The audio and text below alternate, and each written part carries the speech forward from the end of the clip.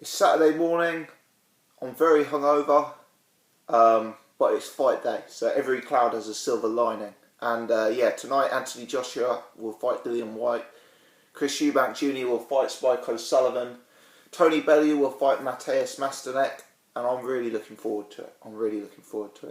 If you haven't seen my other videos, I'm picking at Dillian Whyte to beat Joshua, I'm picking Masternek to beat Bellew, and I'm picking Eubank to beat Spike. But I've discussed that in other videos. I went to the weigh-in yesterday actually, and I wanted to do a video with some thoughts following on from the weigh-in. It was quite an interesting day. There was the weigh-in itself, which I'll talk about, and I met a lot of people in boxing, and I wanted to share some opinions that I formed yesterday. So I guess I'm going to split this video up into three parts. Firstly, I'm going to talk about the organisation of the event. Secondly, I'm going to talk about the weigh-ins and what I took from seeing the fighters on the scales. And thirdly, in what will possibly be the most extended part of the video, I'll talk about some of the people in boxing I met and spoke to, etc. So first things first, the event was at Indigo O2. For those of you who don't know, it's like a smaller concert type hall in the O2 arena. I guess it holds about 1,000 people, maybe 1,500. It's quite a decent setup. The queues were out the door. I actually had a day off work yesterday. I was in London anyway, so I popped my head round. But yeah, it was mega, the amount of people who were attending. And I got chatting to some guys in the queue, you know, and it was nice. You know, the average boxing fan just seems to be a legitimately, you know, decent person, and we got chatting about various boxing matters and discussions, and yeah, it was all very good. I thought the organisation of the event was not the best I've ever seen in my life. So the Indigo O2 is kind of on two layers. You've got like a sort of mezzanine type area, for want of a better word, and then a balcony at the top. Now the fan zone, which a lot of the guys had turned up early to go to, you know, you could get your photo taken with the boxers, etc., was on this mezzanine. Now what happened is you had a queue of like 1,500 people, or 1,000 people, let's say, waiting to get in. And as you got in, all of the security guards were screaming straight up the stairs, straight up the stairs. So everyone was going all the way to the top, to the balcony, and there was no signage at all to let you know that the fan zone was at the mezzanine. So what happened was that the guys who'd been queuing since 9:30 in the morning, 10 in the morning, to try and get their photos taken, you know, they went straight up to the top because there was no direction, and this mezzanine kind of area was kind of through a side door.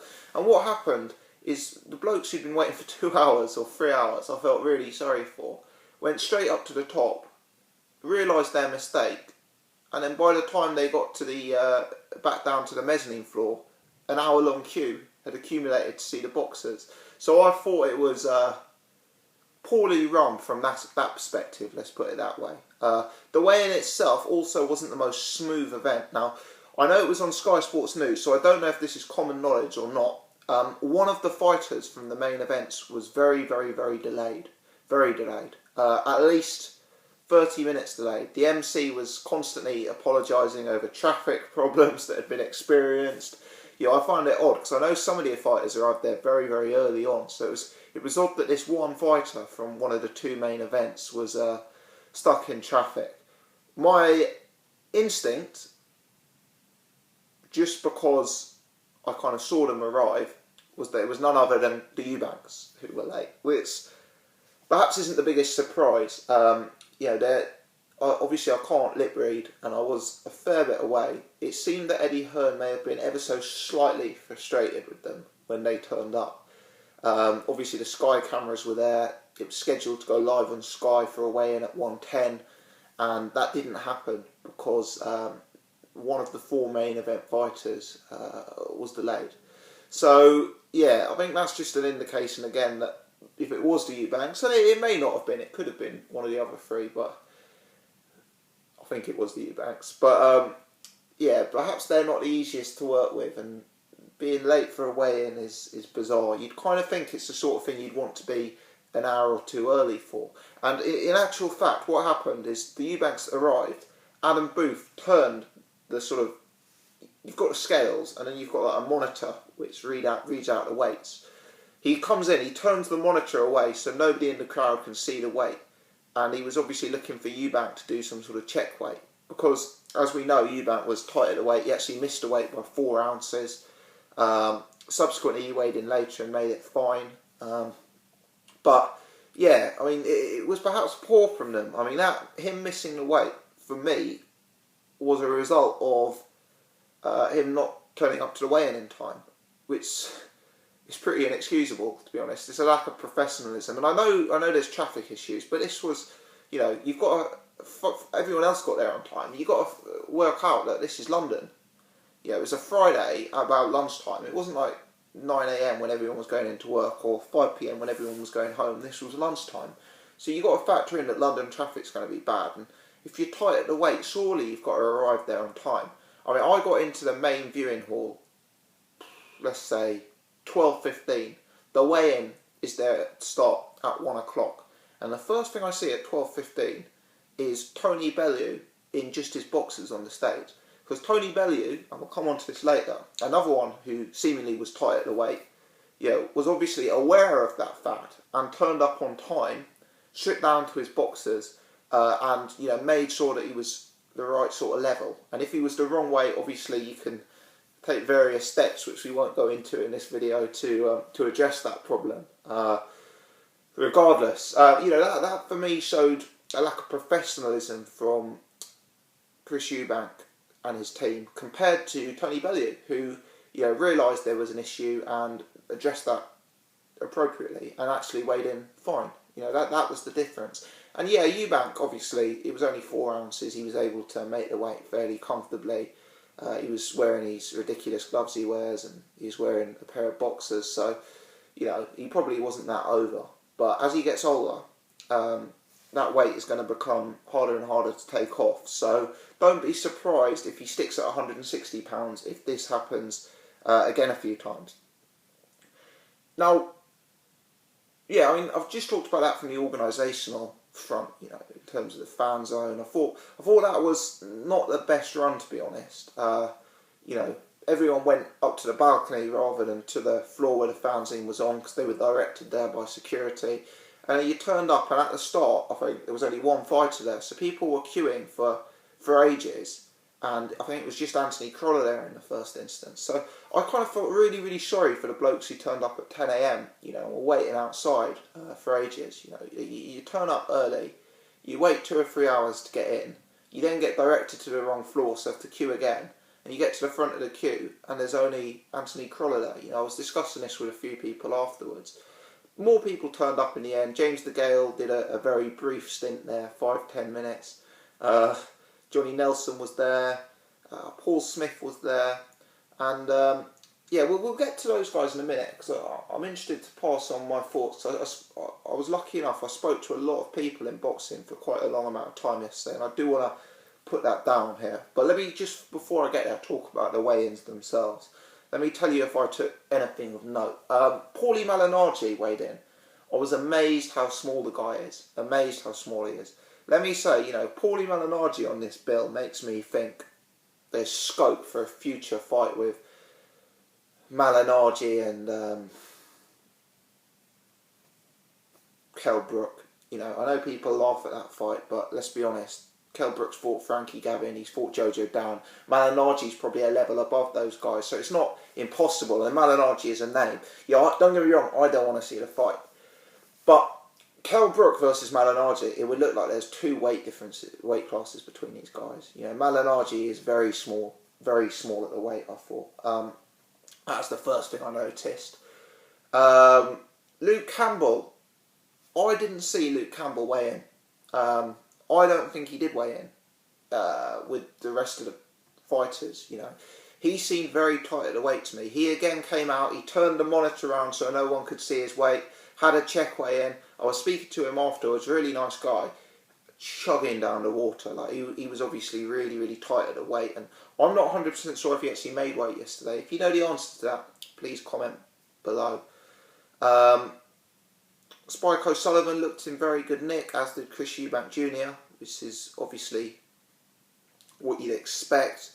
Bellew Master Neck, you know, I know it's not a beauty contest here, but the difference between those two, I know some people genetically carry a bit more fat, and some people genetically develop a bit more muscle, but you know, bloody hell, you wouldn't want to be betting on Tony Bellew for this fight at the prices. You know, people who watch my channel know I bet on Matheus Master Neck. Joshua Vs Whyte, you know, I've got to say, Anthony Joshua, it's different when you see him in person compared to if you're watching on YouTube. But I was, I don't know, 12 foot, 15 foot away from the bloke in when he was weighing in. He's in ridiculous condition, ridiculous. I mean, he claims he doesn't do any weights at all. He claims it's just genetics, and maybe it is, but I don't think I've ever seen someone in such good physical condition. I mean, whether that's the right bill for boxing is a question for another day, but I've got to say, the guy is an absolute beast. And in terms of appearances, you know, if boxing doesn't work out for him, he's got another career as some sort of you know, Mr. Olympia or something after this. I think he is in supreme physical condition. And he looked in very good nick compared to Vs Whyte, who again is one of these guys who carries a lot of weight on him. You know, he's one of these Tony Bellew types who does seem to just have a higher body fat percentage. Maybe it's a genetics thing, maybe it's a diet thing, I don't know. I think the difference with Vs Whyte is I expect his fight to end in a few rounds, whereas with Bellew Master Neck, I think Bellew's going to have to go the full distance, which is why I think it's more relevant for the Bellew fight, because obviously your stamina and your conditioning is brought more into play for the later fights. You know, the fights that go to later rounds. I want to talk about people in boxing now, and this is the final segment of this video, because I know this is more just like, to be honest, it's one of these videos I sometimes do, which is more of like a general overview rather than actually hitting a specific point. But yeah, I wanted to talk about it nevertheless, because it's, you know, I think it's important. I think it gives people who aren't able to attend these events a little bit of an insight into some of the characters in the sport. Now, I met Paul Smith yesterday, right? And I had a chat with Paul Smith. And Paul Smith is someone who gets a lot of stick. You know, he's known as being this hard-faced guy, quite cold, maybe a bit arrogant. I must say, Paul Smith is one of the nicest blokes I've had the pleasure of meeting recently. Genuinely, like, such a decent guy. And it wasn't just the conversations he was having with me. This is a guy who had time for everybody. Everybody. I mean that. Like, people were coming up to him saying they travelled to see him fight Abraham, and you know, he genuinely was thanking them, and you know, posing for photos, signing everything. And if you asked him to sign a glove, he didn't just scribble, you know, PS on it. He asked for people's names, he was writing messages, you know, just a guy who had time for everyone. And I was really surprised, because his persona in real life is so much different to his sort of cold-faced persona on TV. But I've got to say, I've changed my opinion on the guy. Like, legitimately a top guy, and I wish him every success. You know, I've come on here and I've been critical of him as a boxer before, but as a bloke, you know, a real top guy, a nice guy in the sport, and just someone who had time for everyone. Two other guys I met who, similar vein actually, Dave Colwell and Anthony Crolla. And a lot of people talk about Anthony Crolla and say like he's the nicest guy in boxing. And do you know what? He actually is. I'm not someone who usually buys into this hype, but it's just such a nice guy. Again, just seemed legitimately happy to be there. So grateful for all his fans for attending. You know, he's telling everyone how nice it was to meet them, asking everyone's names. You know, he made such an effort yesterday, Anthony Crolla. And he's another guy I've been critical of as a boxer. You know, I don't think he's the best boxer in the world, but it needs to be noted what a genuinely top guy he is. Dave Colwell was spot on as well, really nice guy. I had a brief chance to meet with Luke Campbell. He seemed like a, you know, top guy. And there were a few others I got speaking to. Afterwards, I got into a chat with Spencer Fearon, and I'll talk about that in a minute. But when I was waiting outside chatting to Spencer Fearon, what I what I witnessed was a lot of the boxers leaving the venue, and it's interesting how down to earth some people were. Like Johnny Nelson, Glenn McCrory came out, and they were just mingling with the crowd. They didn't view themselves as different to to any of the normal boxing fans there. They were happy, just chatting. They were asking people's opinions of the fights. And they really, really did make time for everyone. It was, for me, it was really interesting to see. I met so many people from the sport yesterday, and it was nice to see what nice people there are in the sport. I mean, I'm just trying to think. Jim McDonnell I was speaking to, Leon McKenzie I was speaking to.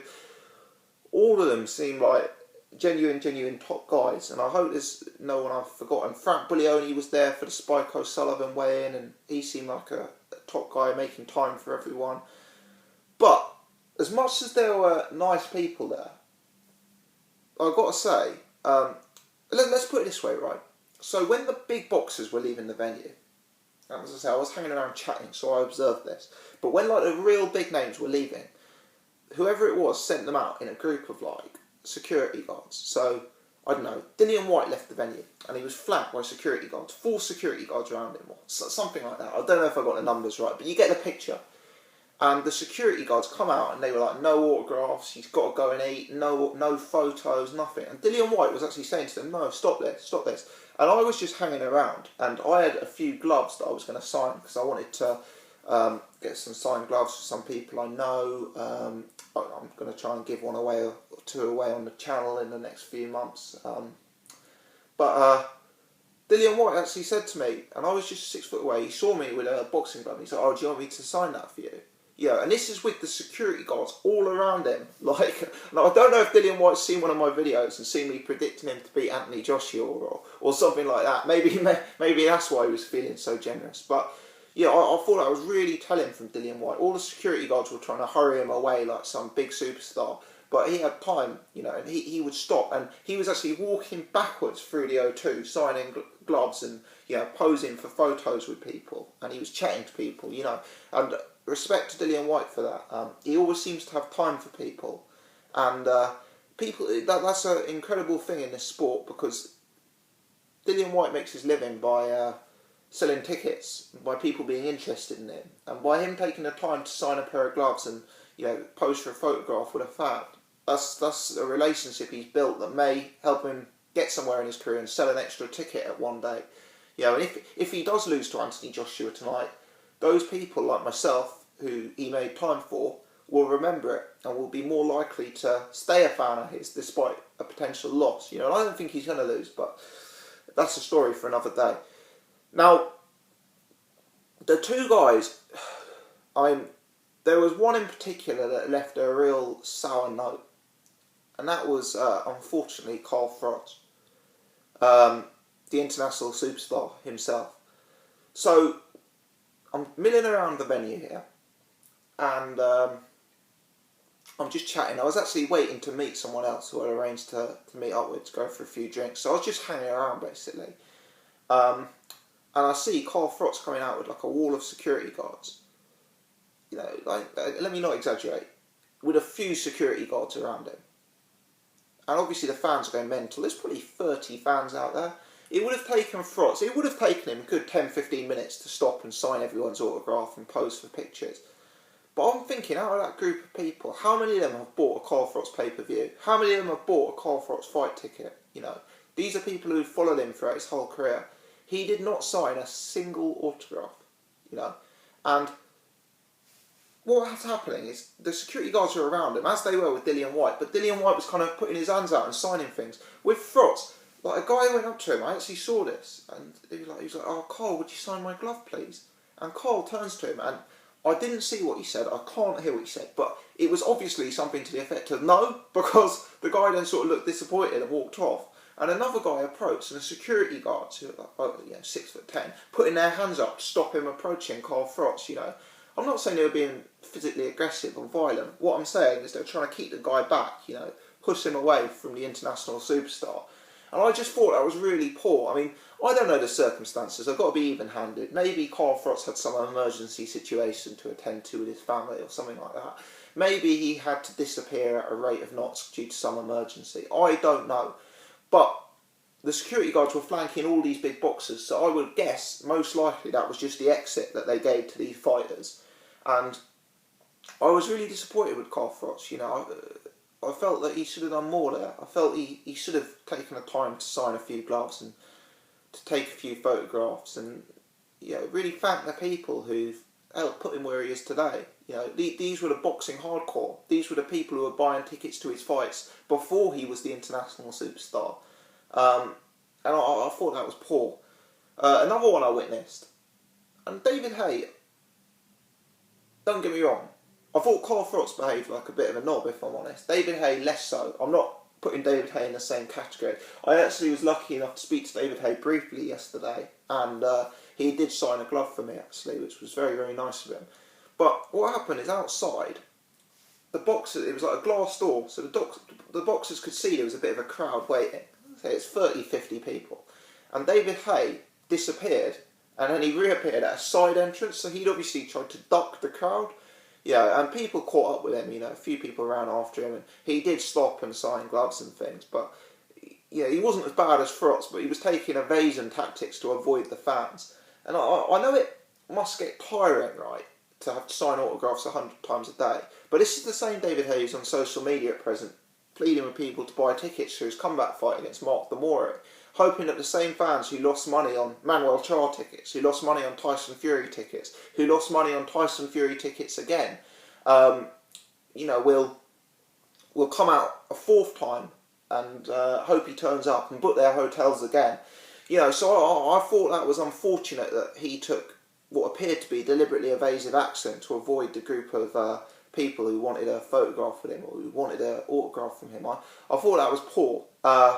Yeah, as I say, people did run after him, and he did stop, and he did sign gloves, and he did, you know, all of that stuff. So that was decent. But yeah, I just thought, like, Carl Froch, David Haye, obviously they're probably the two biggest names in British boxing, but I felt they could have done more. Whereas the more sort of, I guess you could say the guys below superstar level, Paul Smith, Anthony Crolla, yeah, there's too many names to mention really. I met so many guys, but you know, I was really taken with how nice and friendly and, you know, fan focused they were. I thought it was really, really good stuff. Yeah, I'll tell you what was interesting. So eventually I got the tube home, right, and I'd had a bit of a chat with Spencer Fearon outside. It just ended up bizarrely that I found myself in the station with Spencer Fearon, on North Greenwich Tube. And he was with one of his mates who was also like a top guy. And Spencer Fearon, like, one of the most down-to-earth guys. I was literally in the tube home with him for, I don't know, 10 stops, just discussing boxing. And yeah, he wanted to hear my thoughts on fights as well. You know, just genuinely such a nice guy.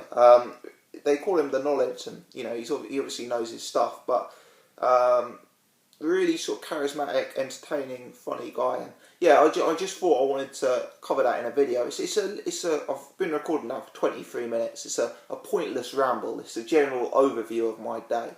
But I just wanted to put it down. I wanted to give people an insight into these events who, you know, who don't get the opportunity to go to them. And also, you know, I was just so taken with like how nice the you know, Spencer Fearon was, Anthony Crolla was, Paul Smith was, Dave Colwell was. You know, they were such top blokes that I just thought that it should be mentioned, even with my irrelevantly small YouTube channel. I just wanted to put it out there that these guys are genuine good guys in the sport, and they're fan focused. They make time for people, and they, you know, they seem to have their priorities in the right place. So I thought that deserved to be mentioned.